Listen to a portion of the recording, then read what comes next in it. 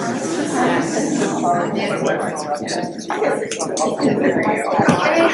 everyone. If everyone could take a seat, that would be great.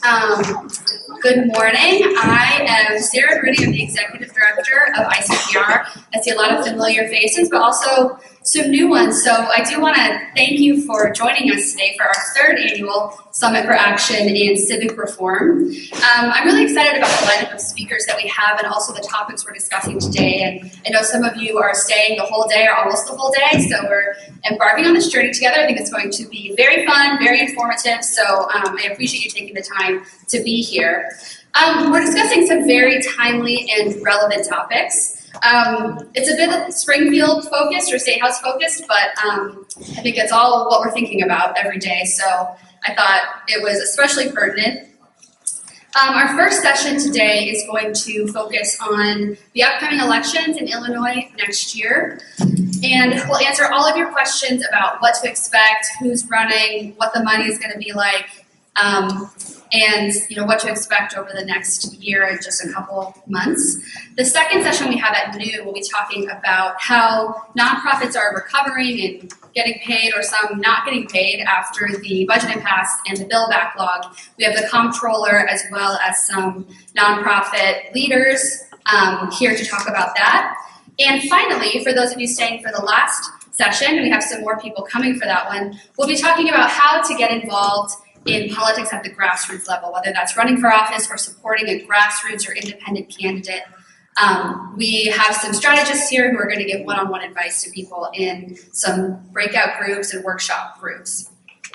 Every session is going to have a Q&A portion. We have a significant amount of time allotted at this session for Q&A. So I do want to really encourage you to think of your questions along the way, maybe even jot some down in your program, and do feel free to ask those questions at the end. We want to thank our generous event underwriters for making this possible. We want to thank Columbia College for hosting us in this beautiful space. The underwriters and some more information on ICPR are listed in your program. I also want to thank our board members who are here today. Our Vice Chair, Bill Fairman, is here. Our Senior Advisor, David Melton, Dana Pownall, and of course, our Board Chair, Susan Garrett. Stephanie Victor, our board member, has joined us today as well. So a few housekeeping items. We will be live streaming today's discussion on our Facebook page, and we'll be tweeting photos. You can join us by tweeting IL campaign with the hashtag ICPR Summit 17, and that's all in your program. There's also guest Wi-Fi, and the log information is in your program and on the screen behind you. So we also have some evaluation cards in your program, and I would really appreciate you filling those out, either one for the whole day or one each session, totally up to you. And you can return those at the marked basket at the check-in table. So without further ado, I would like to invite our blue ribbon panel to introduce themselves, and then I'll talk a little bit about the topic and we can get started. So Craig, if you want to start. Okay. Well, make sure this isn't too close, because my voice can carry. My name is Craig Dellamore. I'm the political editor of WBBM News Radio, the CBS all-news station here in Chicago. I've been there since 1983, which means obviously I'm in some kind of rut. I covered the legislature in the mid-'80s. I was the suburban bureau chief, which is an inflated title that means I was the suburban reporter. In the 90s, I have been the political editor since 2001, in fact, January 2001, when Bob Crawford retired, the legendary Bob Crawford, who is now in Kansas. I can't imagine Bob Crawford being in some places normal as Kansas. I'm looking forward to this because, first off, this is an incredible panel. As Eric Zorn said, we probably enjoy just sitting around talking to each other if we weren't talking in front of you. But I think the stakes are as high as they are this time because the landscape is so different. We are facing more challenges as far as social media is concerned. There's more money involved in politics than ever before. And it's nice to be able to talk about that. I think technology has given us a politics that we are not quite used to handling yet. You know, we used to call it political science when we studied it in school. Well, I think the science part of political science is starting to take over with all the computerized selection of who is listening to what message. But anyway, looking forward to the discussion. Thank you, Craig. Scott? Yes, my name is Scott Kennedy. For a number of years, I worked in Illinois politics, campaigns, elections, and government. And after a while, I got completely burnt out and wanted to go do anything else, so I did. And then when I did that, I was still interested in politics, so I started a website called Illinois Election Data. It's just a hobby project for me, but it was my way of sharing a lot of useful information on campaign data, metrics, analysis, and it ends up being a resource particularly for people who are very campaign focused, a lot of campaign managers and the people who follow it closely. I'm Natasha Korecki. I am the Illinois Playbook author. If you are a subscriber, I'm in your inbox very early every morning. I am Politico just put their flag up here about 2 years ago. So it's been about 2 years now here. So it's a rare new news organization coming in, which has been great. It's been wonderful. I was at the Sun-Times with Lynn Sweet for about 12 years. Most of that time spent covering federal court. I did both the Blagojevich and the George Ryan trials. And then I moved to politics, and I always joke that I now cover politicians earlier in their careers. But it's been a crazy ride. I mean, when I was covering federal court, I'd always say, "Wow, it's like there was so much happening there." We had the mob trial and Conrad Black, and aside from all the the public corruption, higher profile stuff, and now politics is just insanity every day on every level. From Cook County, the soda tax debate now. And the state has been, I think more people have been engaged in state politics, which I think is wonderful because it impacts us probably more than anything else. Just that's kind of what my comment is right now is that I think this last election woke up a lot of people, a lot of people who probably weren't, who just kind of taking things for granted and are a little bit more engaged now, asking smarter questions, getting more involved locally and elsewhere. I'll turn it over to you. Thank you. Hi, my name is Matt Murphy. Until a year ago tomorrow, I was the Deputy Republican Leader in the Illinois Senate, and I was there for almost a decade. I'm thrilled that Natasha only covered me in her new job, not in her previous one. I am now with Mac Strategies Group as their Director for Government Relations. That's the lobbying wing.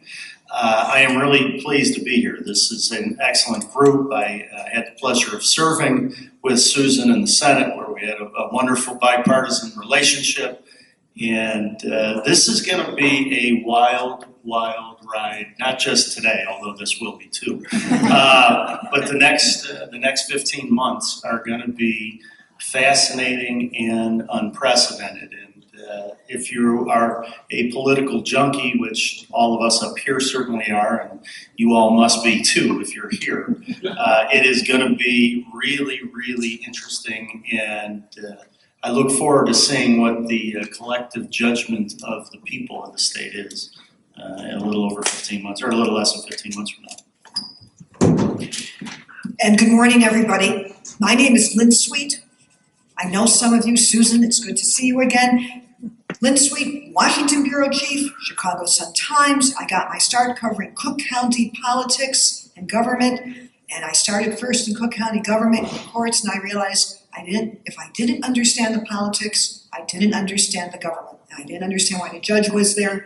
I covered a lot of campaigns, political conventions, and I have soaked up politics from the local level to Washington for many years. So let me just tell you what I think real quickly are the 10 biggest storylines to watch for, and I'm sure we'll talk about them on it.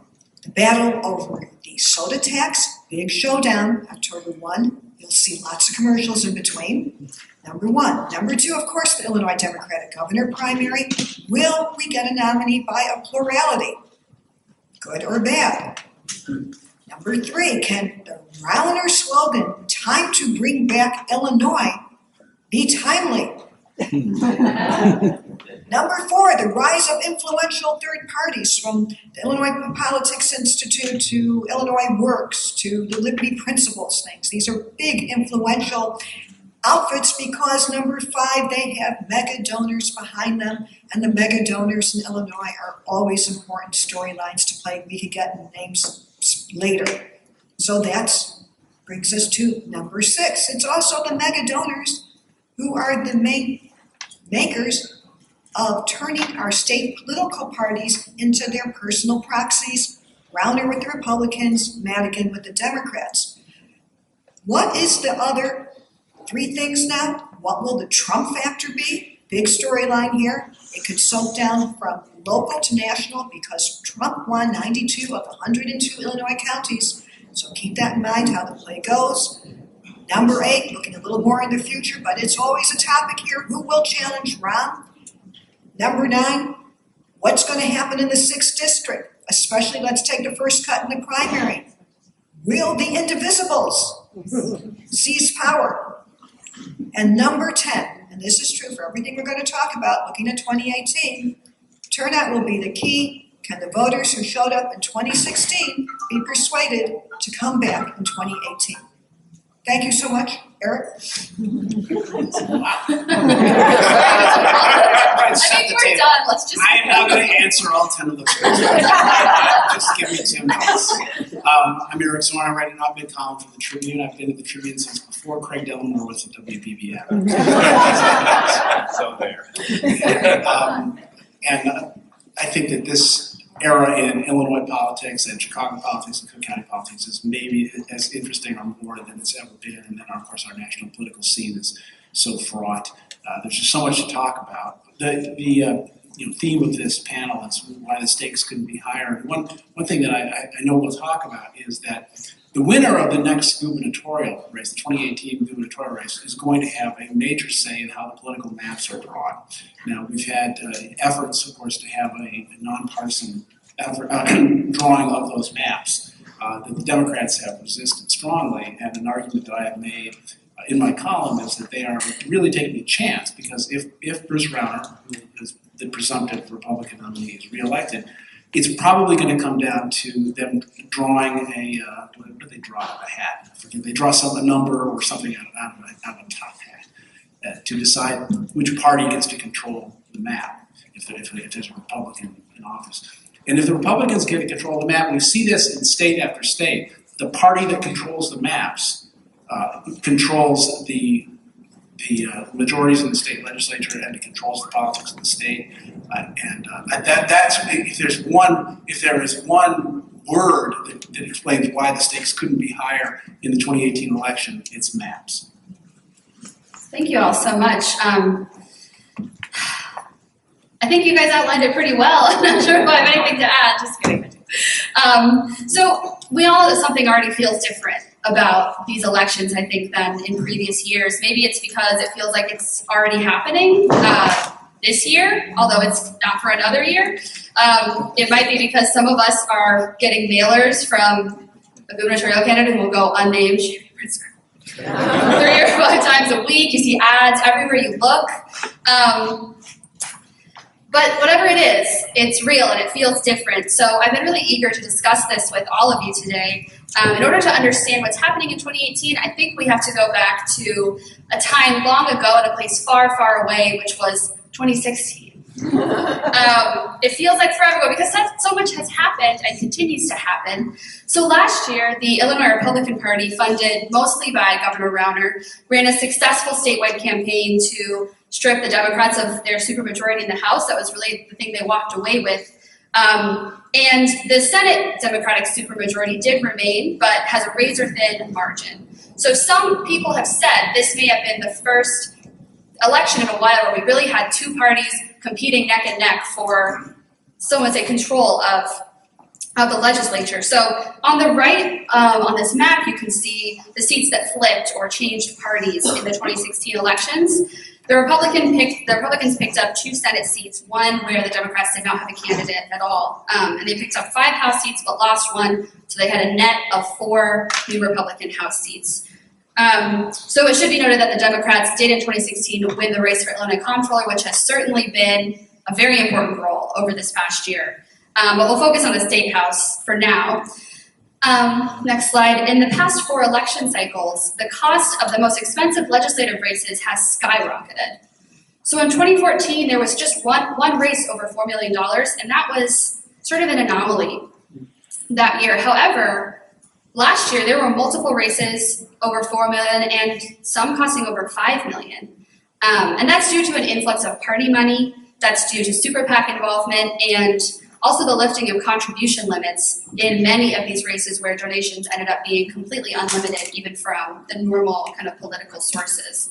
So as you can see, it's always been common for legislative races to cost over $1 million in Illinois. It's always been expensive to run for office here, but we've really reached a new level where many of our tier 1 races are going to cost $3, $4, or $5 million. And I think it's just a mind-boggling amount of money for most normal people. So just because the cost of our races are going up doesn't mean that more people are running for office.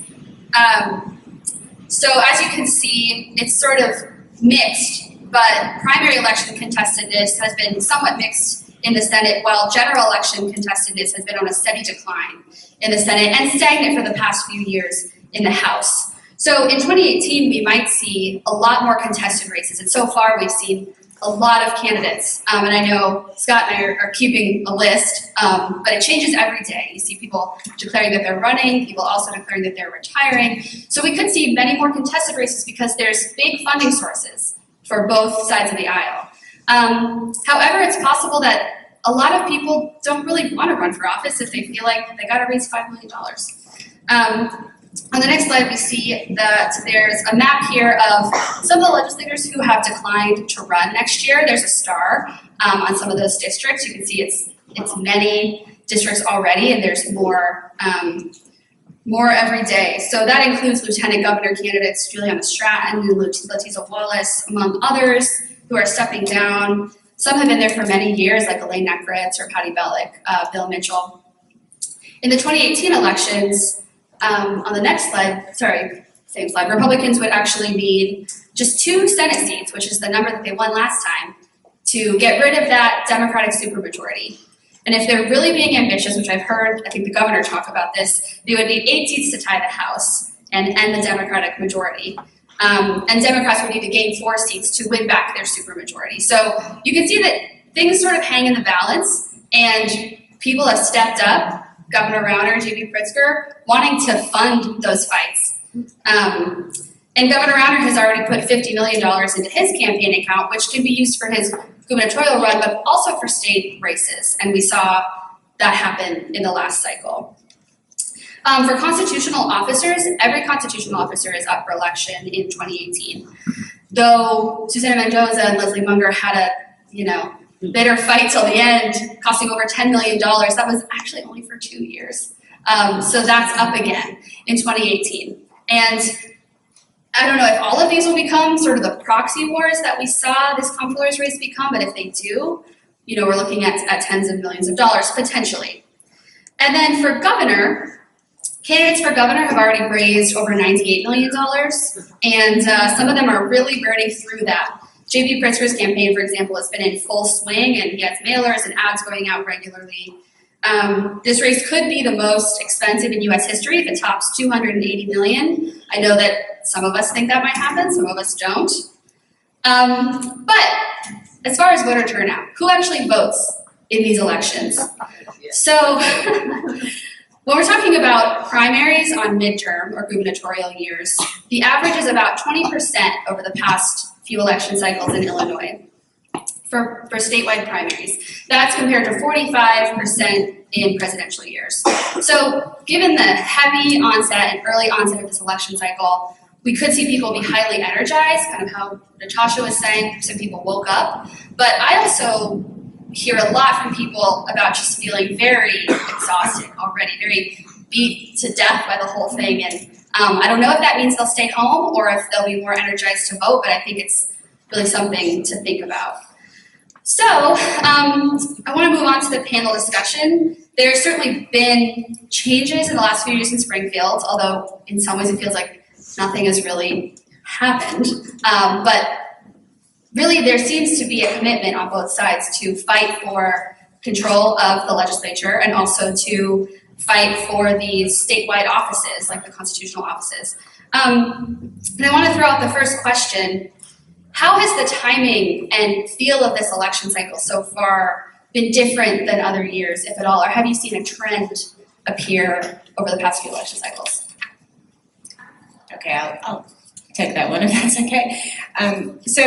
You know, as you laid out very nicely, might I add, things changed significantly in 2014, and I think Bruce Rauner was a game changer in the state of Illinois, not just for Republicans, but keeping Democrats on their toes. I think for a long time, what we were seeing was just Democrats had the money, and there were, you know, Republicans then moved in, and particularly in the last cycle when we were fighting over the, you know, legislative balance of power in the House and the Senate, you know, Republicans were looking at some of these individual races and saying, wait a minute, we only lost by, you know, a few hundred votes in some of these areas, and this is a Republican area. We just need to put more money into this race. And so they would, you know, they went through and they found which were the vulnerable spots, and they finally had somebody who would give them the money to do it. So they became very competitive, and so that was part of it. But because of that, yes, we've seen the cycle move up, and, you know, J.B. Pritzker and his ads are just evidence of that. Of course, you know, if Pritzker's people will push back and say, hey, you know, Bruce Rauner put $50 million into his campaign account last December. And then Ken Griffin put another $20 million on top of that. So the down payment.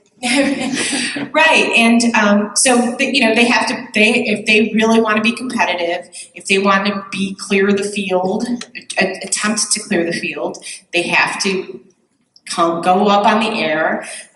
Bruce Rauner did have ads up on the air early, and you know, he would just say that was trying to get different messaging across. You know, everybody remembers the duct tape ad and stuff. So he's, you know, it's all, everybody's kind of pointing the finger at the other person saying we're responding to you, but the net effect is they are just all campaigning much earlier. And I mean, to have, I mean, everyone I talk to, even outside of the state of Illinois, they've never seen anything like this. Yes, they predict that it's going to be over it could be over $300 million spent on the governor's race alone, which is just completely mind-blowing. I'll let somebody else. Just want to add a little bit, and that is that what I think we have started to see is the permanent campaign. You know, it's not just campaigning early. Governor Rauner's team continued to campaign, and in fact, the political arm of his operation continued on, so that at times, in fact, that was a question during some of our news conferences of which arm of the governor's, whether it was the governor's office or whether it was his campaign, was putting out different ads or putting out different messages. So the campaigns do not stop. Now, I wonder if that isn't going to make people so weary that they start to lose interest. And one of the things that makes me afraid of that is seeing lawmakers who say, "That's it. This is too much for me. I'm getting out of this." And it's not just the ones who voted against the governor for the budget or for the school aid formula. No, these are people who are just getting tired of the atmosphere down there, because it is now so contentious that that kind of atmosphere where people worked together isn't as much there anymore as it used to be. Yeah, I noticed that also with Governor Rauner. It felt like right after he was elected, he continued that. I mean, during the campaign, he relentlessly attacked Mike Madigan. And for political leverage, I got that. But then once you're governing, and he was continuing to attack Madigan, not realizing that he had to make deals with Madigan. They had to figure out how to run the state together.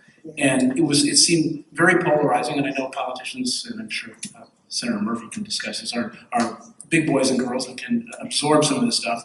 But at some point, you have to learn how to work with people, and the continual campaign, calling him corrupt, and it seemed like it did not create an environment where there was any that was conducive to governing. So, well, I mean, the environment has become in Springfield has become much more blood sport than it used to be. It's looks more like Washington than it used to. There's also, from Governor Rauner's perspective, there is a entrenched way of doing business in Springfield that he feels like he was sent down there to uproot. And I think he's learned in the first 3 years that those roots run pretty deeply, and that this is no easy task. But I think, for him, and stylistically, are there things he could have done differently? Sure. Were there mistakes? Sure. But at the end of the day, he needs a willing partner in the legislature as well. And Eric pointed out what's really important in Springfield in the next election is the map. And if the governor gets defeated for re-election, there will be zero question as to who gets to draw the map. And I don't know that point has been lost on the speaker for one moment in the intervening days since November of 2014. If I could just add a few observations to this. In a moment, if you could think of it, Matt, I want you to name me the most imperiled state senate seats if Rauner needs to. So think about that for a moment, because that's where the bigger state senate stories is. But here's where I think this storyline that you put out about Rauner doesn't have a willing partner. Sounds reasonable because everyone knows how powerful the speaker is, right? But think of it this way. You've had Republican governors for at least 15 in the last 29 or 30 years. Thompson, Edgar, and Ryan. Mike Madigan has been there. Now, maybe things weren't going well in the state and things could be going better, but they at least didn't drive the state to the point it's at now. More than 2 years without a budget, state university enrollment declining, and the pile of unpaid bills going up to a record high of, $15 billion. So this idea that you have an intractable force, maybe, but there is a history to show that you could at least make the wheels of government work imperfectly. I am putting on the table that instead of getting an imperfect system better, you made an imperfect system worse, because there is a track record that Republican governors have been able to work with Democratic leaders who have been on the scene for decades. So given that we always end up talking about Governor Rauner and Speaker Madigan ad nauseum, which party do you think is better positioned heading into these elections? Do you think both parties are stronger than they were in 2016, or do you think one sort of has the advantage? I'd like to ask Scott to answer that question. Scott's databases are extremely valuable, and he can pick apart, the redness and blueness of all kinds of districts. So, in my mind, the question is, where is the electorate? Is it really a blue state? Are we more of a purple state?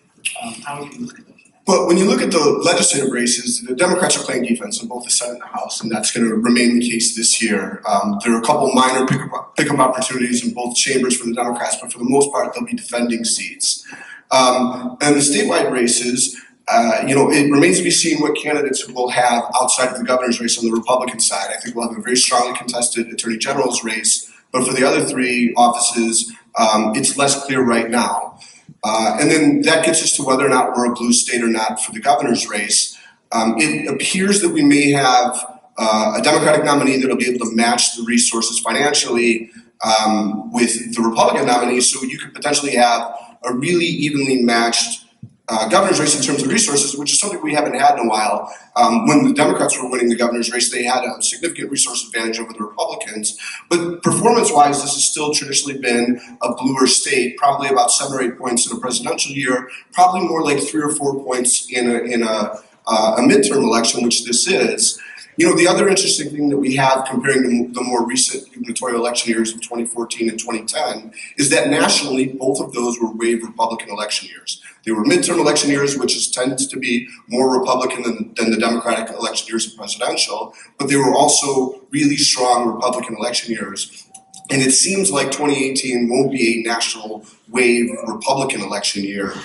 Right now, the enthusiasm tends to be moving towards the Democrats. Whether they can turn that into a wave election or not, I think remains to be seen. But we're definitely going to see a different external dynamic than we've seen in those last 2 gubernatorial cycles. Well, I think I have a question for Lynn. You talked about sort of the Trump effect, and going into these midterm elections, how do you think the Republicans are going to have to deal with that? Or can they kind of sidestep it as Rauner attempted to do? If you have contested Republican primaries in a solid Republican district, it may not matter to Rauner writ large. It might make it harder to govern if a wild card gets elected. What you're looking for is in whatever you identify as a swing districts, which I do want to come out of this because I'm curious. We'll get there, I promise. We'll get there. Yes. Because I don't like to talk in generalities because there are going to be targets. People have names in districts, so I will be curious. And that's why you'll just figure. Now the Trump effect, though, here's what will have a impact: voter turnout. It will also have, and I should have just said, it's not only the Trump effect in terms of what Republicans have to do to prevent primaries, which also makes it cheaper for them. And the Trump effect works because it is a brake on Governor Rauner. Not that he's going to get a primary opponent, but he cannot lose the Republican base. And he needs everybody in the base. And that's where I think you'll see the Trump effect. We have seen it manifesting itself since Trump has gotten in. Rauner has said his name but once or twice under the gun. Doesn't speak out on a variety of issues, even the one where he could have had an influence in Washington or still may, on what you want. Now healthcare for the moment is back on the back burner. What a big impact on the state budget. And you're telling me, Governor, you don't have any views that you want to talk to Paul Ryan or Mitch McConnell about what you would like to see in a plan. So he's even stepped away from everything because I would say the Trump factor, there is the flip, which I should have said it's the Trump-Bernie Sanders factor, which will have a bigger play in Democratic primaries, again, if it matters in swing districts. Here's what's to remember. In the Democratic primary in 2016, Bernie Sanders almost won Illinois. Hillary Clinton's people didn't know what snuck up on him. They didn't see it coming. They were very scared, and Bernie came within 1 or 2 delegates of having one of a tie, and 2 he would have had 1 more. This is a test in 2018 to see if the indivisibles, the Bernie-crats, whatever you want to call them, if they are going to be active. You have the remnants, and the other factor is the remnants of the Chuy Garcia campaign, which more or less merged with the Bernie campaign. So these are factors because if they're active, they may push it. The one other observation, in the counties that Trump won in the primary of Illinois were also, many of them, the counties that Bernie won in the primary. What does that tell you? I found that the most instructive fact to come out of the Illinois primary, because that meant there is just dissent there that people weren't getting. So I actually think, just to kind of follow up, I think the primary angle that Lynn laid out is actually is very thoughtful. I personally, for 2018, I think national politics will have less impact on the 2018 state elections in Illinois than national politics have in a midterm in a long, long time. One, because of all the money that'll be spent and how ever-present all the candidates and issues will be. 2, because of all of state government is way more in the consciousness of Illinois voters, and I say really more suburban voters, because downstaters always, I think, paid a little more attention than we did up here. But people are viewing Illinois government through its own lens a lot more than they used to, when they would say, what do I think about what the Washington Republicans are doing? What do I think about what the Washington Democrats are doing? And then they would kind of go down from there, and it would filter their analysis of state and impact of their votes. I think they have a clear difference. Just look at the vote totals from 2016. Leslie Munger lost by 4 points, and Donald Trump, despite winning 92 counties, lost by 17 or 18. So there is a different lens that people are viewing the two capitals through that I think are going to have, that are going to mitigate against any, typical traditional impact that Washington would have, with the one exception that I think Lynn touched on. If Trump so motivates the Democrats' base, because that 70% that goes down to 50% in vote turnout in midterms is traditionally disproportionately Democrat votes. If Donald Trump so motivates those voters to come out in a more presidential year type turnout, that could actually have a significant impact on what could be a close governor's race. So given the fact that state government is really on the minds of many voters, which I think you're right, because it started to affect people's daily lives in a way that they hadn't noticed it before in a lot of instances, what do you think will be the main messaging tactics that each party uses going into really full swing campaign season? Obviously on the Democratic side, we have some tax increase issues they may have to confront. With Rauner, he entered office promising a lot of reforms, and we haven't seen a lot on that. So what do you think that Democrats will try to use against Republicans, and what do you think the Republicans will use?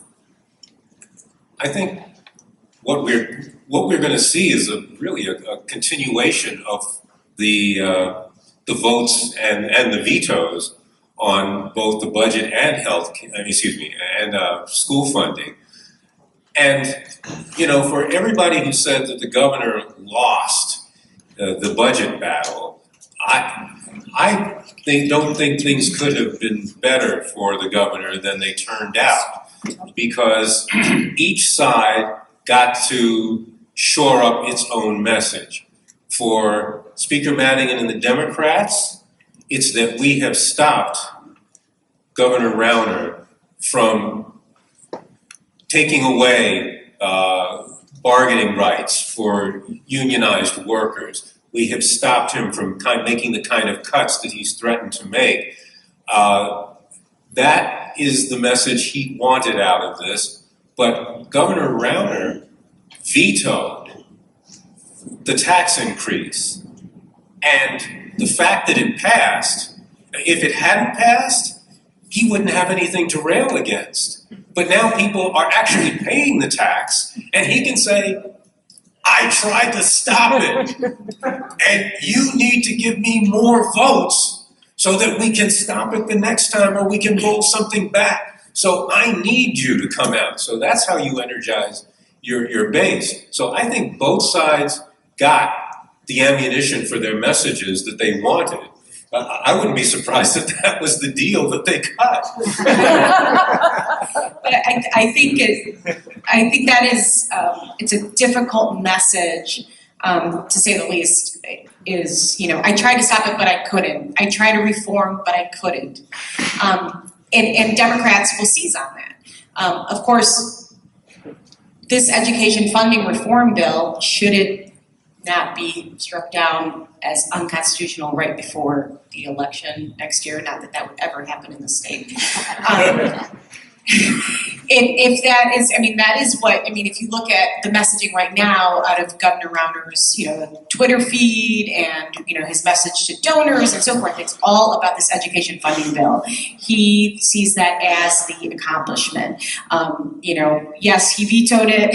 No, he wasn't in the room when it was negotiated, but he got something huge out of that, which was, these tax credits for private schools in a blue state. I mean, so that's something he can take to his voters. The other messaging I just wanted to bring up quickly is this whole Illinois Trust Act. And obviously Rauner, he was like Democrat for a day. He signed that, and he signed the automatic voter registration.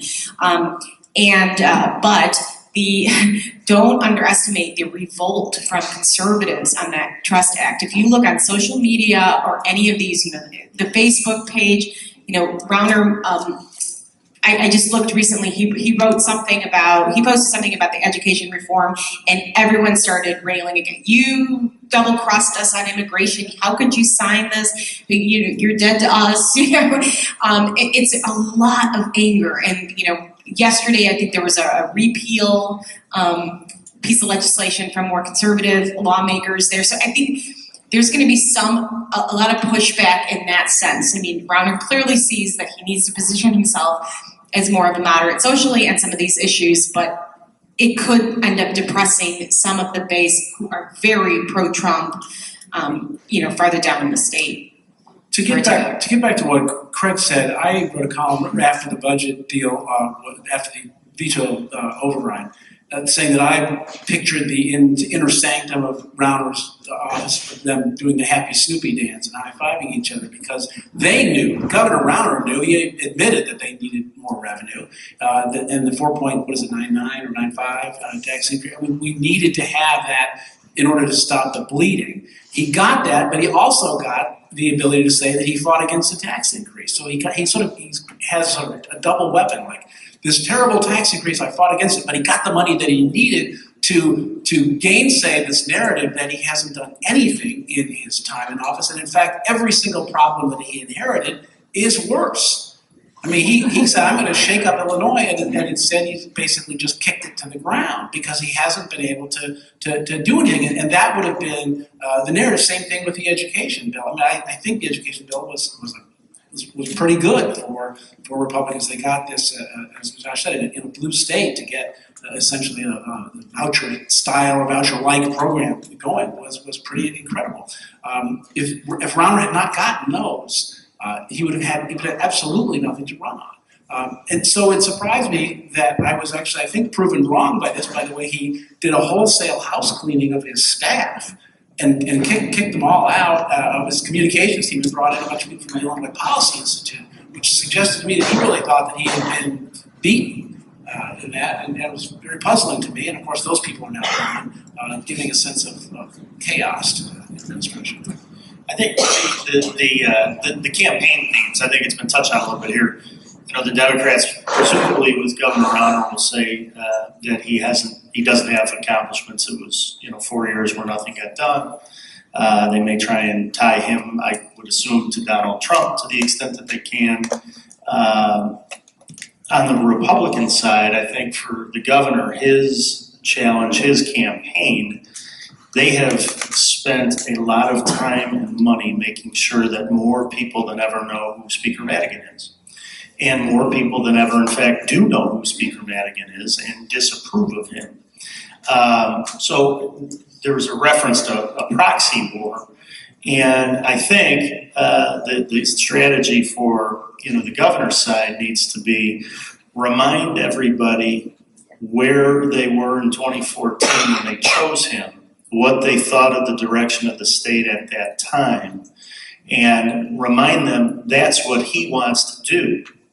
He has been thwarted. This is his campaign, I'm saying, has been thwarted every step of the way there. But he's got to remind them why they put him there in the first place, and that he still wants that vision, and they most likely do too, but that it's been delayed because of intransigence. And then what you do is you make it a choice between the speaker's future and the governor's future as he just laid out.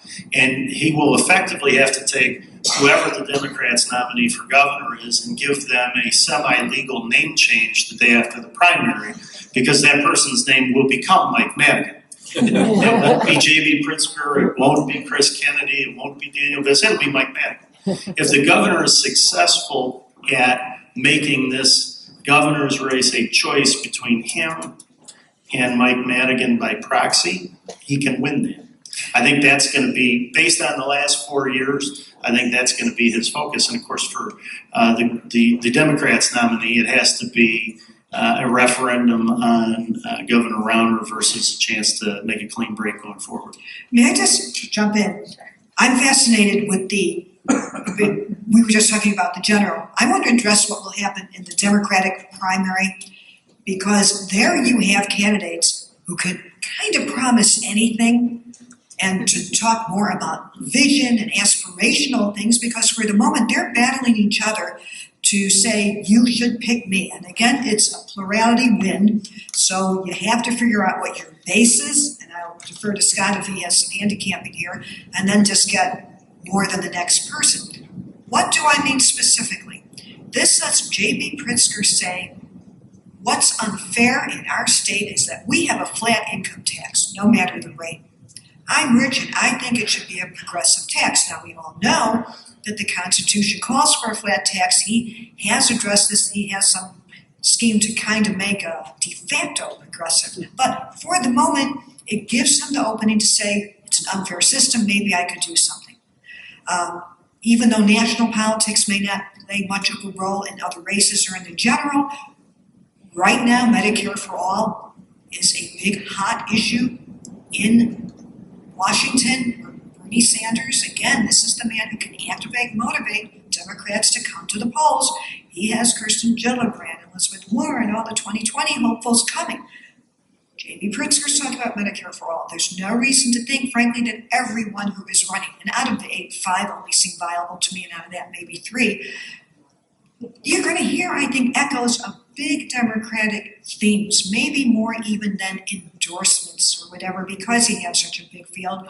So that's what I would be looking for in the Democratic primary, because for the moment, they don't have to give you plans that could say, I could deliver it, because the governor can veto when you have a supermajority. They have to also calibrate, though, how far do we go in criticizing Mike Madigan, and is it effective?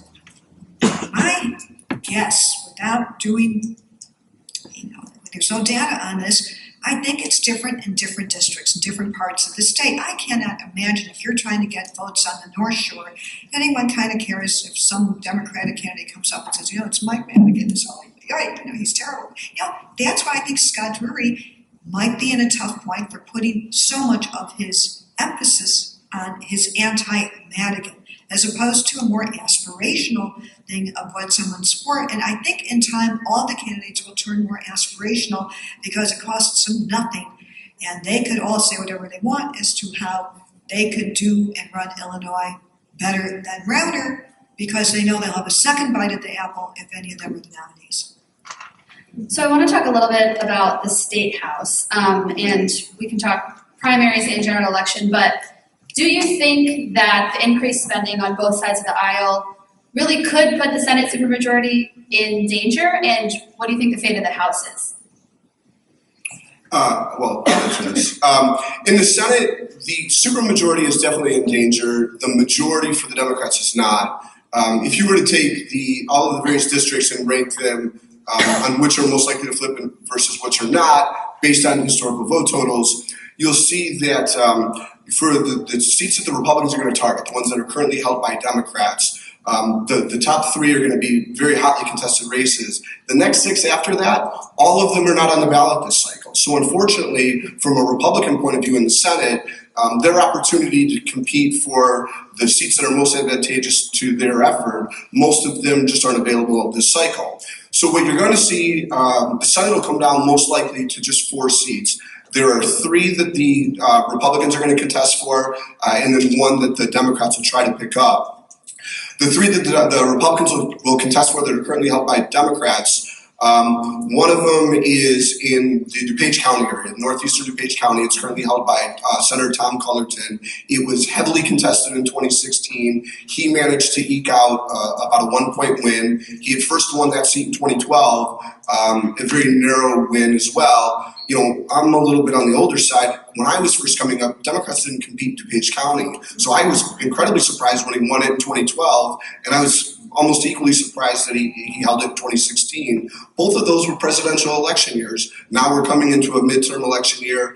His margin for victory was only a point. So that's going to be a very interesting race to follow. The second most competitive district for the Republicans is in Madison County. Madison County is the Illinois side of St. Louis. It's referred to as the Metro East.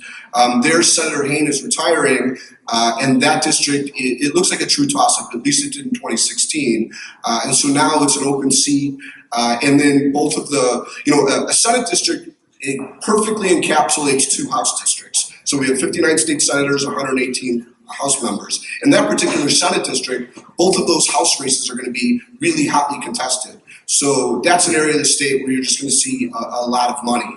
And then the other seat that's favorable for Republicans but has some interesting features to it is currently held by Senator Menard. So it runs from like the Decatur area down south of Springfield. And it's actually the most favorable, mathematically, it's actually the most favorable Republican pickup. Senator Menard has generated some support within that district that's unique to him, right? He was a leader on the state education funding reform. He had come up through the political ranks. So he has a base of support that probably transcends your traditional party lines. So that may make it more difficult, but it will still be contested because mathematically it's the most favorable. On the reverse side, the Democrats have a chance to pick up, and it will be a very tough fight, but they have a chance to pick up the seat in the Quad Cities area. That had, for a number of years, been represented by Senator Jacobs. And before that, his father was Senator Jacobs. And they lost that seat in 2014. It's slightly less Democratic than the state as a whole, but it's still probably just barely, in an even year, it's probably like a 1-point win for a Democrat, all things being equal. This won't be an even year. This is going to be a really weird year. So we'll expect to see that one contested as well. So between those four races, if the Republicans can win 3 of those, they can remove the supermajority in the Senate. And I think those will be the big 4 that we pay attention to. In the House, the Republicans need to pick up 9 seats to knock Speaker Mike Madigan out of his majority. I think they have 2 that they have a very strong chance at, and then there's probably another 4 that are just going to be complete wild cards. I'm one of those people who thinks that all this focus on the map is a bit overrated. I think that it isn't as big of a factor as people make it out to be. But when I say that, people think I'm saying, oh, the map is fair, and it's not fair. And I think the reason that when you get down to these last few seats, the Republicans need to pick up 9 in the House. They could potentially pick up 6 with a reasonably decent year, but getting those last 3, getting over that final hurdle, I think that's where the map actually does come into play. And that the Republicans would need to have a very strong year statewide to pick up that 9th seat to get the majority in the House. So the main thing I would piggyback on that is this guy's a genius right here, and Governor Browner had someone in his campaign who was just very similar to this. Could spout off, where are the vulnerabilities? Where do we? And the biggest gift that Browner gave to Mike Madigan was that wholesale change in his staffing and the way he did it. When he did that, there was all these people who left, including Mike Z, who was handling. He was the architect behind this 2016, pickup of 6 seats. So I would think that, I think everyone kind of thought, well, they're going to build off of that. I think it's a new game now. They have different people in there.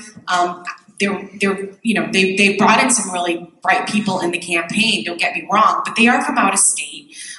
There's going to be, a learning curve here, and you're going to be going, doing street combat with someone like Mike Madigan who knows every single nuance in every single district. And by the way, all these different votes that he was calling, there were Republicans who voted arguably with Rauner, but against their districts the first time around, and then the second time around, they're voting the opposite way. And at least if you hear the Democrats, they're thinking about this for a long time. So I think the biggest difficulty for Rauner right now is all the staff upheaval and changes. And by the way, he ticked them off so badly that they are, they're calling and dropping bombs against him right now, which is not going to be helpful. So he has that extra hurdle to overcome right now.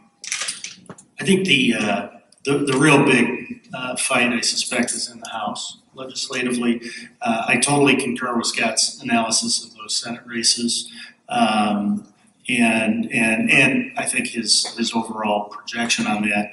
A big part of what's going on in the House is some demographic changes and just political shifts. Southern Illinois has become, central and Southern Illinois have become much more Republican. The suburbs earlier became much more swing and in some areas much more Democratic. The southern part of the state is now starting to have that sort of polarization shift, but they're going to the right instead of to the left. So you've got 4 or 5 House Democrat districts in those types of areas where you've already had a couple of incumbents decide not to run again. There are a lot of pickup opportunities there. The suburbs really, the speaker politically through the suburbs, and Susan can attest to this as having probably made the mold. He's been masterful at winning House district races in the suburbs. And, the question will be in an off year with the focus on Springfield as it has been, can Republicans take some of those suburban seats back? They're going to need to do that if they're going to get to 9. But because of the money that's there, because of some of these shifts downstate, I would have told you at the beginning of the cycle that there was 0 chance that Republicans could control either chamber in this map. I now believe it is possible in the House. I certainly wouldn't consider it probable, but it is possible. So go ahead. No.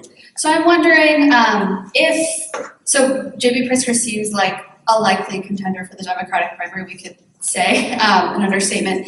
If Pritzker is not the Democratic nominee, what would be the Democrats' financing structure, and how can they really compete with the money on the Republican side if they don't have the backing of J.B. Pritzker?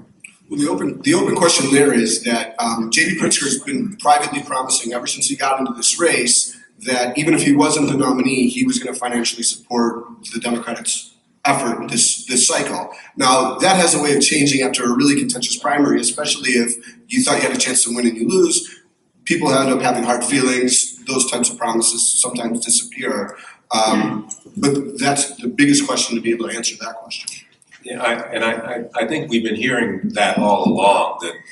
And in fact, every time that Pritzker is in a forum with the other candidates, even when they lob bombs at him, first off, he's very careful not to return fire. But he also, at some point, makes the statement that our main goal is to get rid of Bruce Rauner, and that's what we're dedicated towards. So I'm thinking, unless, and I agree with Scott here, that if it's a really nasty primary, maybe, but I think the nominee, whoever it is going to have Pritzker's money, one way or the other. So it's a question of magnitude.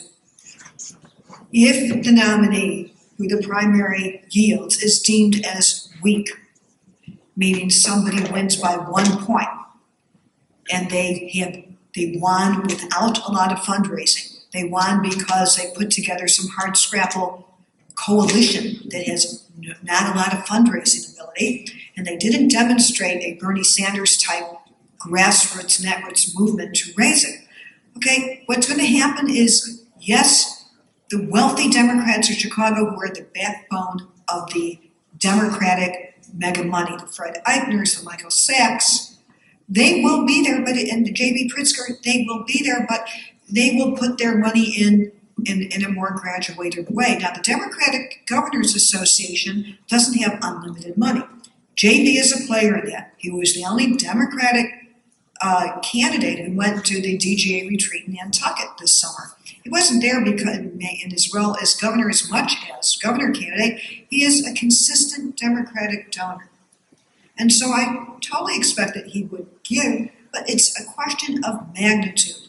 Because if national players deem the candidate so weak, they will advise national Democratic donors to put their money in more viable races. It's just the calculation.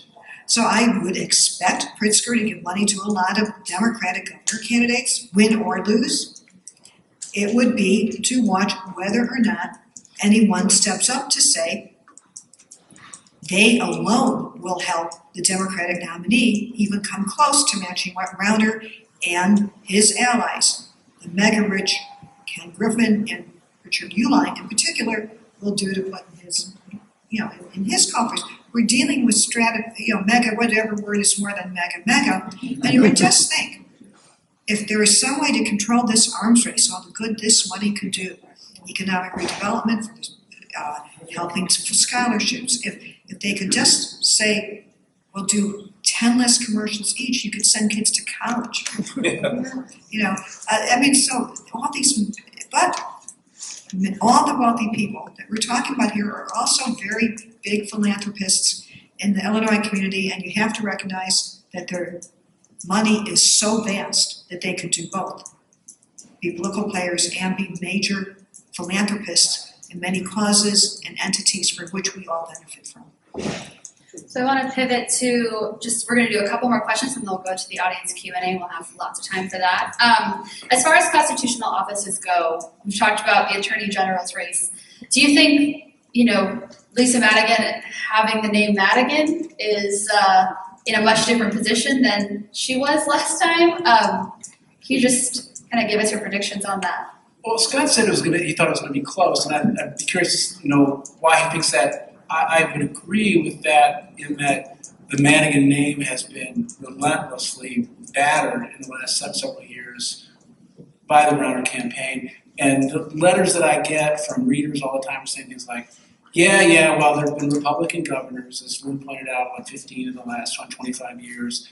But Mike Madigan has been there all along as we have had this fiscally irresponsible state government. He is the one constant. And that is why his name has become so toxic. And of course, the other thing is I think that he has no charisma. People don't like him. I guess he works very well behind the scenes. But like John Cullerton, he's a hail fellow, well met. A lot of the leaders in the General Assembly are very pleasant people and engaging. Mike Madigan is not that person. He's very easy to demonize. He's made himself easy to demonize. And so you've got Lisa Madigan, who, under any other circumstances, if her name weren't Madigan, she probably wouldn't have been elected in the first place. So I'll concede that. But at this point, she's had as an attorney general, as a consumer advocate, she's had a pretty good record. She is the most popular politician. I think she gets more votes now than Jesse White in these elections, at least in previous cycles.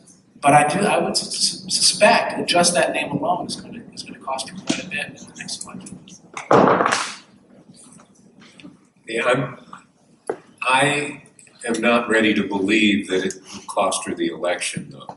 I think that Lisa Madigan has spent a good amount of time and energy distancing herself from her father.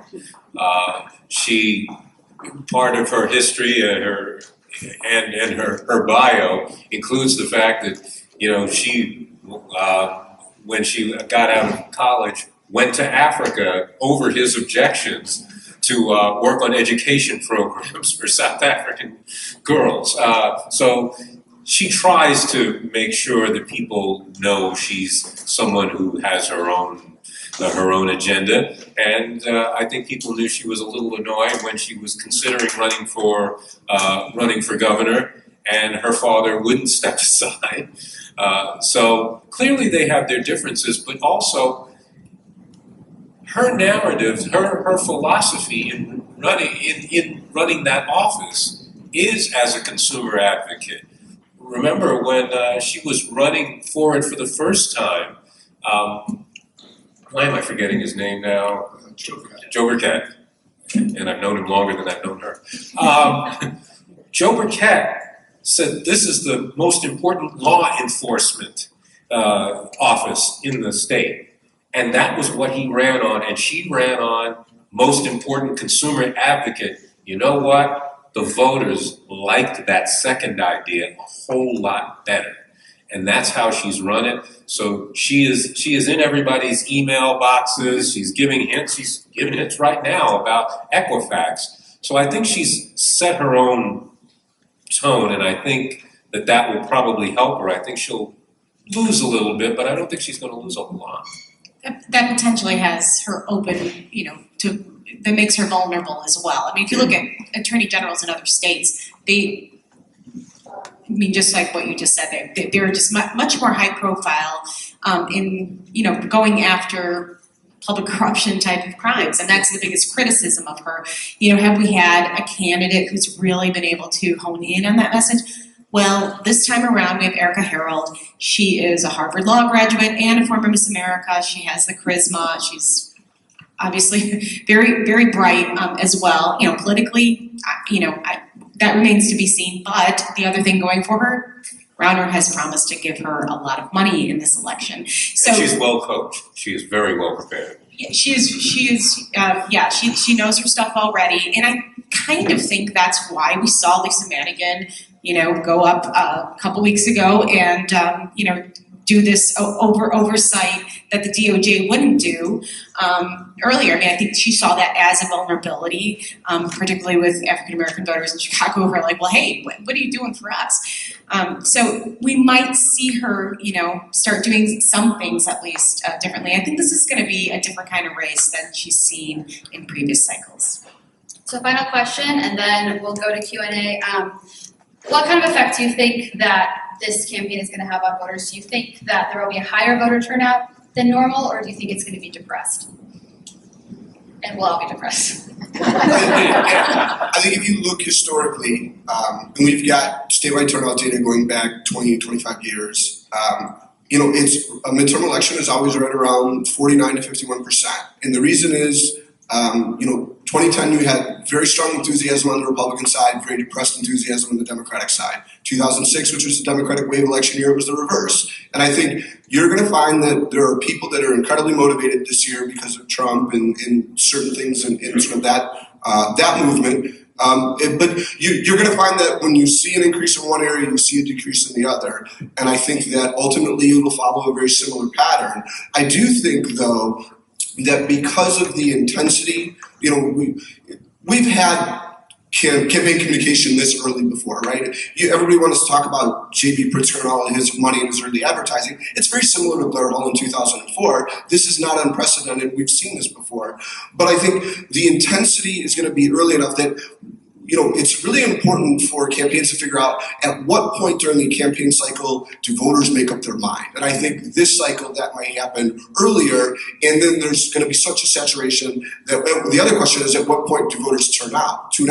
So if you're running for a down ballot race and the governor's race has saturated the airwaves so much that you can only afford to be on TV those last 2 weeks, well, maybe your voters are completely tuning you out those last 2 weeks. And so maybe, it used to be you never wanted to be not on the air right at the end of the election. But if you're trying to fight for attention in one of these congressional seats, maybe they're advertising right at the beginning of early voting instead of at the end. So I think those types of things will come into play. But I think overall on turnout, I'd be shocked if it was substantially different than the typical range that we've seen in previous midterms. May I add something to this? And some of this, there's a new Pew, PEW research poll out on this morning.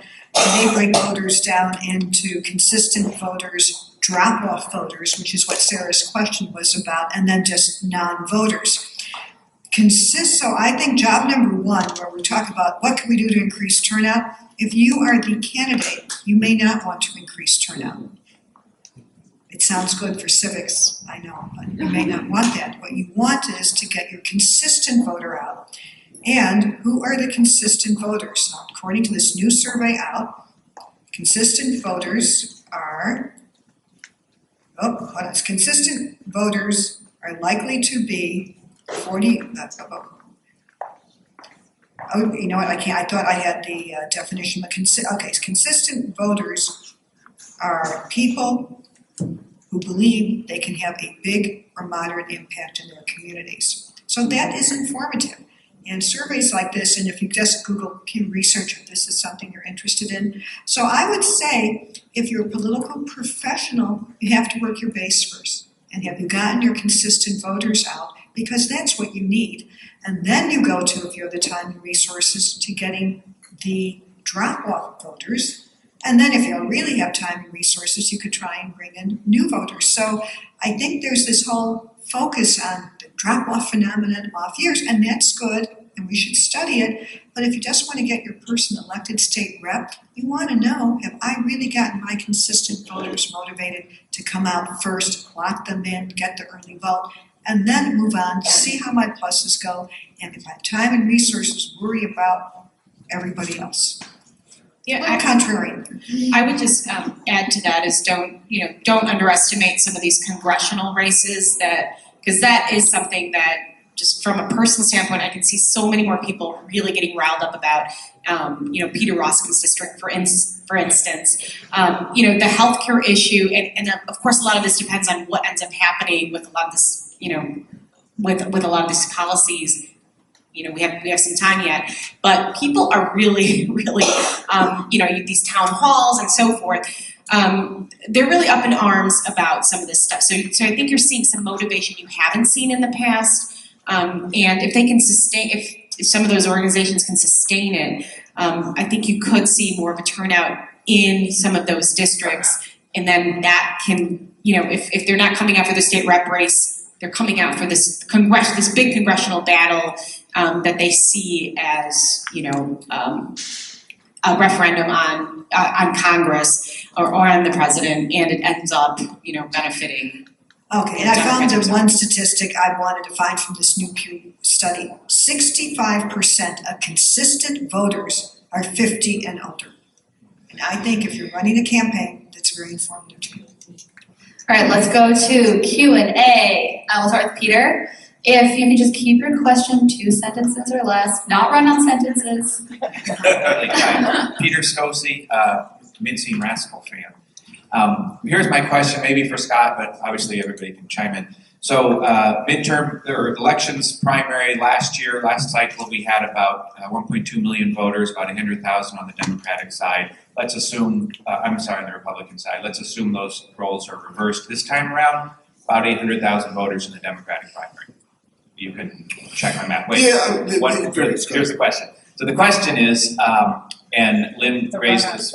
This is it. We run on sentence. Lynn raised this point before. 5 candidates in the primary. Let's assume, or let's hypothetically play out Kennedy and Pritzker kind of go after the same chunk.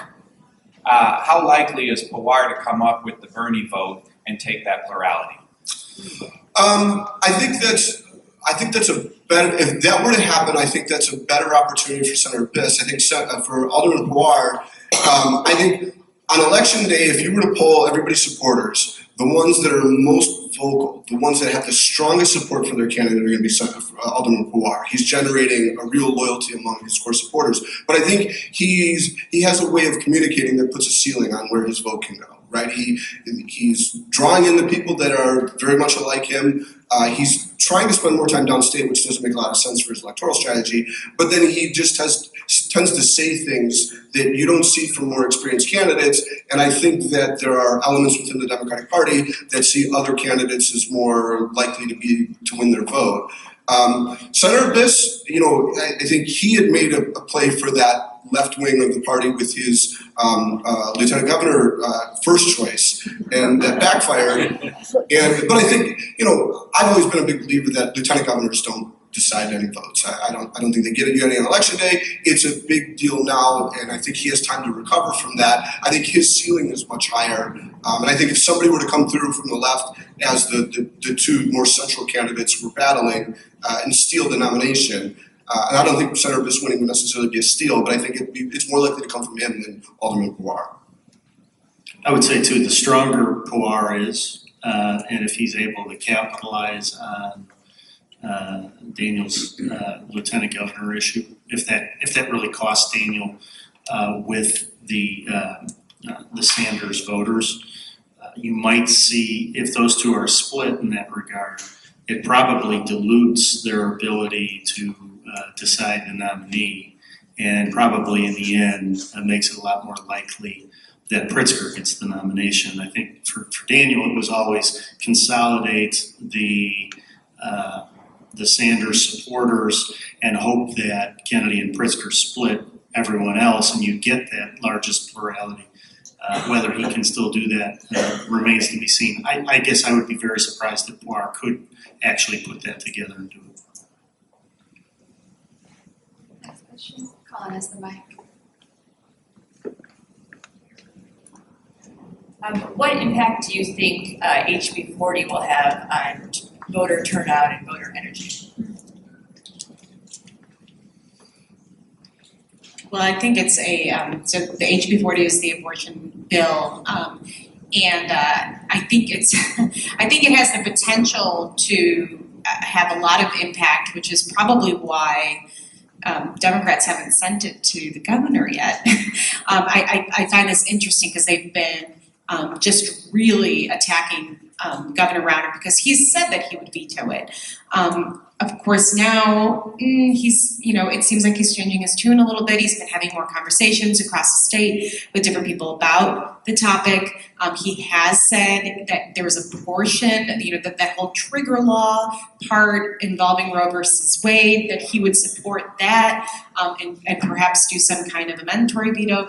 And I think that's part of the reason why Democrats haven't sent it to him. And every time I ask, are you going to send it to him? They say, well, when he tells us he's going to sign it, we'll send it to him. So it's an interesting, that whole dynamic, but Democrats love this issue because it ticks off potential supporters on both sides. It enrages the conservatives who say, wait, what? He's thinking about signing a portion of this bill. You got to give something to us, and they did. They actually, we wrote about this earlier this year. They came out and said, we will primary you if you sign this bill. This is you've done nothing for us. We've stuck with you on these votes, and what have you done for the pro-life part of your party? But then a lot of where the governor had his support in 2014 was a lot of this, suburban women who came out for him, and this is a big issue for them, and they've done study after study. I think it's something like 1 in 3 Illinois women have had abortions. That might be high, but someone said that to me recently. So there is this thought that it's going to end up alienating on that side. So I think that's why, from a political standpoint, the Democrats want to just wring out everything they can from this from both sides. So they had all these protesters every time you go to, a major Republican event where Governor Rauner's there, his face is on the side, sign HB 40, and it's like, well, he can't because you haven't signed it. But it's a really interesting issue to watch. I think Natasha makes a good point talking about how this puts Rauner to the box. If you remember that he did run those ads with Diana Rauner saying, my husband doesn't have a social agenda. Right. And the truth is that there is a substantial constituency among Republican voters that wants the governor to have a conservative social agenda, that voted for Governor Rauner in spite of the fact that he was in favor of abortion rights. So it is a very interesting box that the governor is in this. And he did say in a campaign questionnaire that he would sign I don't think there was an actual bill in place at the time, but that described exactly what HB 40 calls for. So interesting. Okay, we'll go here and then. I have a higher education question. Higher education has been decimated under Rauner.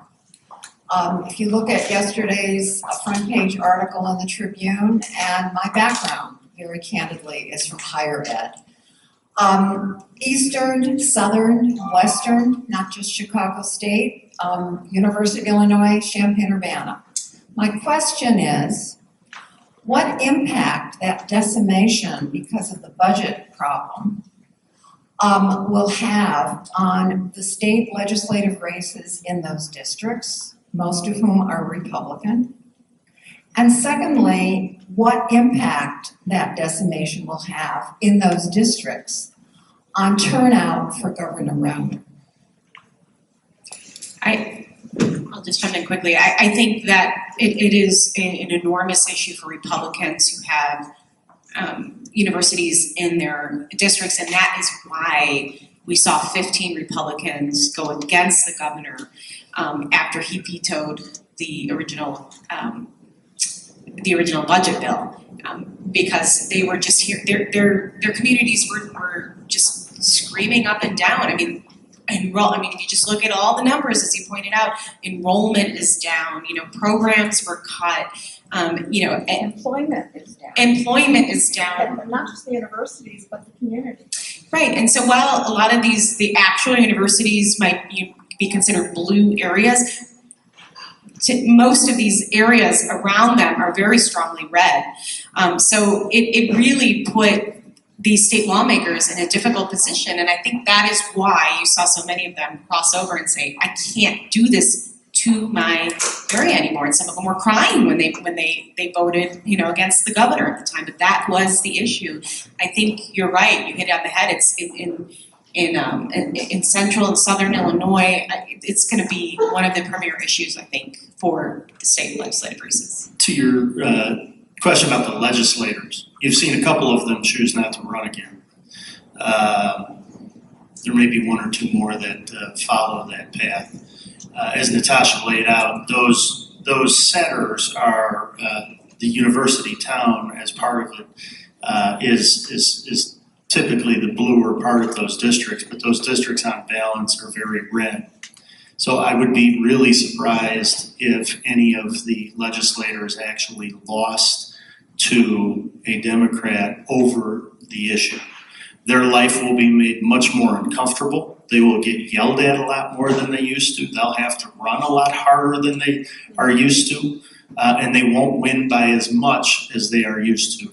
But I would be very surprised if any local legislator actually lost over it. Now, to your second question about the impact of turnout there in the governor's race, the governor he cannot afford to lose a whole lot of votes out of his coalition. And Illinois being what Illinois is in terms of party breakdown, there aren't a whole lot of votes for him to win over that he didn't have in 2014. So you don't need to lose a lot of votes in those districts for it to have a meaningful impact on his race. That potential, I think, is far greater than the loss of a single legislator. And if a legislator were to lose in one of those districts, that would be one reason, but there would probably be campaign malpractice that would be, or failure to do the job in the district in the intervening couple of years. So I think the potential for it to be an issue for Rauner is greater than it is for a member. We'll take right over here, and then we have a question from our live stream. We see you. With so much money pouring into these races, it really buggers the intellect to think that these elections are not being manipulated and fraudulent in some way, inside and out. Our machines are hackable. There's glitches that disenfranchise voters, vote flipping, surprise upsets. I'm asking all of the press to cover the election fraud, not voter fraud, but election fraud far more closely, because they're not going to spend $280 million on a governor's race and then let some of the vote counts just occur, naturally.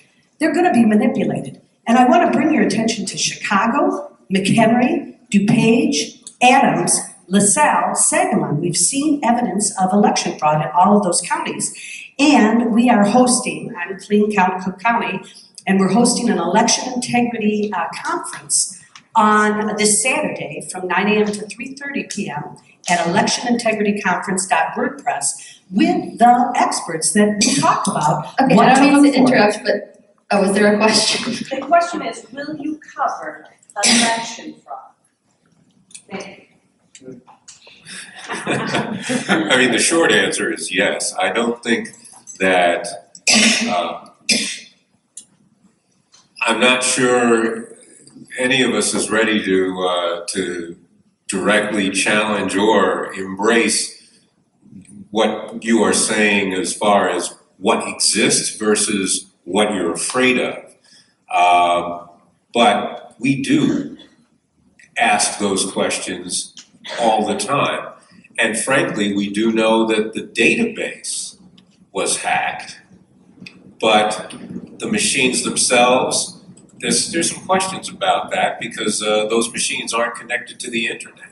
They are separate machines. So we ask those questions every time there's an election, and we will ask them again. Can you ask the citizens those questions? Sorry, we're gonna have to move on to the next question. We have one from the live stream. This is from Elliot Harstein. He asks, what does the panel see as the key issues that will dominate the Democratic gubernatorial race, substantive issues? Or is it just gonna be all about Madigan? I am guessing you will have healthcare in Illinois, especially if we go into the election with uncertainty about the fate of Obamacare, the role of the state, the commitment of the state. If there is a repeal of Obamacare, the governor will weigh in. The role of the Republican proposals were very important on giving the governors far more power to help mold a state plan, so that would become an issue. And for example, Obamacare right now has 10 preventative services guarantees. Maybe it's too many. Maybe it makes the policies that, that's what, these are the questions that the governor would have. So I think healthcare would be one, the questions about education would be two. I think the safety net issues, if somebody deems, are the ones that motivate voters. So the issues you'll hear the most about will be the ones that will move base voters to the polls. I would add taxes to that, just property taxes and income taxes and graduated income tax. I think there's going to be a lot of debate about that. I think there'll be a lot of talk about the system, and Daniel Biss likes to say, is this an election or is this an auction? And so I think it'll be a lot of like, look, there's Pritzker. He managed to get in the race, and 3 weeks later get all these huge endorsements, including from very large unions and stuff. So there'll be a lot of that kind of thing, I think, coming from Kennedy, coming from Biss, coming from Pawar, who, there's this, this culture of the machine. So there'll be some of that. And then also, I think, illustrated by Chris Kennedy's pick today of his running mate who just lost his son just in June to gun violence.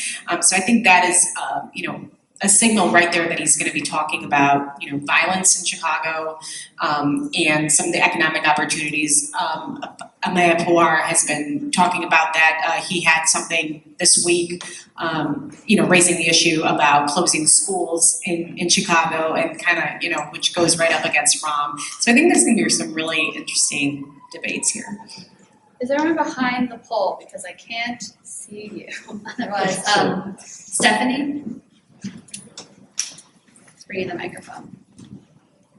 I think what Natasha hit on this was charisma and money. And do you, from your radar, from where you stand, do you sense that we could be at the bubbling, the starting point, the initiation of people being sick of money in politics, of saying, you know what, I'm tired of hearing all these big candidates and it being about money and how much you have to be on TV. And so my question is people saying enough is enough, and pairing it with charisma, because Dan Biss does have a lot of, I think, grassroots going on, a lot of following, whereas I think JB is going to have a hard time. He's kind of painting himself as his jolly, humorous self, and Dan's going to need that charisma, which I'm not sure he can. I love him, but I don't think he can get it. So anyway, that's a bunch of stuff.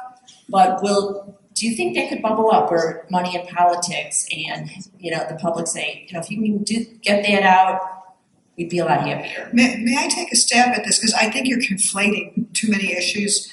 To make sense. And there's no one size fits all if you look at different races. If the force of ideas fueled the Trump and the Bernie Sanders candidacy without either of them spending much, I have yet to see anyone running for governor on the Democratic side who has forceful ideas that could create the motivation you talk about. Okay, it hasn't happened yet, in my view, in general, writ large. The way to get money out of politics is a question that is different for different races. If you're talking about a governor's race with wealthy people who have the right to put their money in the race, no, you're not. It's just not going to happen unless you kind of vote to change the system, put caps on. Maybe people voluntarily disarm. I don't know why they would. It would be nice to have the money go to some charity better. So I think it's just unrealistic. So when you talk about money in politics, it happens at different levels. We talked a lot today about Mike Madigan. What's going to happen probably is that since the local representatives, one of the reasons you talk about the mushrooms or the ducklings, whatever is the term of the decade, they don't raise their own money for races, and they're dependent on Mike Madigan. If they would go out and have their own organizations, their little machines, their organizations, they wouldn't have to be a mushroom or a duckling or care if they are dependent. But what I predict will happen is what happened last time, is that you had the third-party organization called LIFT that Daniel Viss was associated with. Okay, mega donors, they come, protect Madigan, get the people elected. That is money in politics. I don't see any reason, if you're a Democrat, to say we're going to not want that. You have enough donors who will want to contribute it. So it is such a meaty topic, all your questions. We would need 3 more sessions to get it done. On the money fatigue thing, I think if somebody has enough money to tell voters they should be fatigued about money, then they might get the ticket. I bet if you polled and asked people your question, are you fatigued by all the money, they would say yes. I don't know that there is any evidence yet that impacts the way, whether or how they vote in the end. And I don't know that it will this year either. With the one quick exception, our laboratory test is the soda tax. Let's see what happens in October, because that is a nice case study on the influence of big money, like Bloomberg versus the beverage industry. Will it flip, 1 vote or 2 in Cook County? Nice case study. All right, I have one last question from Twitter, and then we are wrapping up. I wanted to ask about, just from a different standpoint. Sir, we'll have some time afterward to mingle. We'll all be able to talk afterward, but I do have one more question that I need to ask. Particularly what Lynn just said. What's the matter with $300 million being spent on an election? That's paychecks for a lot of people who were otherwise weren't going to make money. A quick answer to that: money is not all transferable. It's not either or. So that is the quick answer. It's not like you could go to JB and say, JB, I know you've spent, $20 million? How about if you give me $1 million instead, so I can do good things with it? It doesn't work like that. It's their money. They get to do with what they want. Yeah. So the final question would be, do you think both parties in Illinois demand more loyalty now because of all the centralized money than they used to, or do you think this is kind of business as usual? Loyalty from their members, I should say, as far as votes and... Well, I think Senator Murphy just addressed that. We're talking about, first of all, the amount of money that's in these races is huge, and the ability of the individual lawmakers to raise it is, well, they're not exercising it. So, yeah, and we're also on a more polarized country. So I think it's more the latter. I think that, whether you watch Fox News or you watch MSNBC, I mean, there is a polarization that goes on, and it's primary voters that demand this probably more than any party ever has or done. Yeah, I mean, I think the party leaders are demanding more, but whether they're actually getting it is the issue, I think, because you get to a point, as Illinois did, where the state is about to go into junk bond status, and the people who are sometimes called mushrooms because they're kept in the dark and well, I won't do the rest of the quote, but those people then start saying, wait a minute, we have to go home to our constituents and explain to them why we just let the state almost go bankrupt. So we better do something. And they actually start talking, and plans actually are hatched. And they did push their leaders in certain directions. So I think there's a little bit more independence now, but it's independence born of a crisis. And I would just add that in the last legislative session, coming back from 2016, when I think Madigan may have felt a little vulnerable having lost the supermajority in the House, there was a group of Democrats who went to him and said, look, we need our own turnaround agenda. You know, we can't just be anti-Browner. We need to have our own issues. We need to have a platform. And, you know, this was like the, you know, Ann Williams and Will Guzzardis of the world who said that Madigan was like, okay, let's do it. And so they, you know, they pushed through several different measures through the House, so they felt like they had a voice. And I think if you see more of that, and you know, as Greg just said, yes, I think that was why we saw a budget compromise come together, is because, you know, Radonio and Cullerton are like, these two guys want to keep fighting, go ahead, we are going to come up with something. And you know, you did see a little more independence and a little more, and I think generally people like that.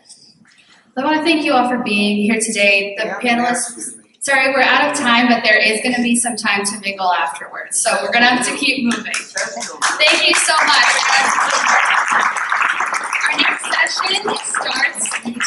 Our next session starts at noon, so please do stick around. Some of the panelists are here. Thank you for being early. If you reserved a lunch, you can go right over there and grab it. Please drop your eval cards in the basket. Thank you so much.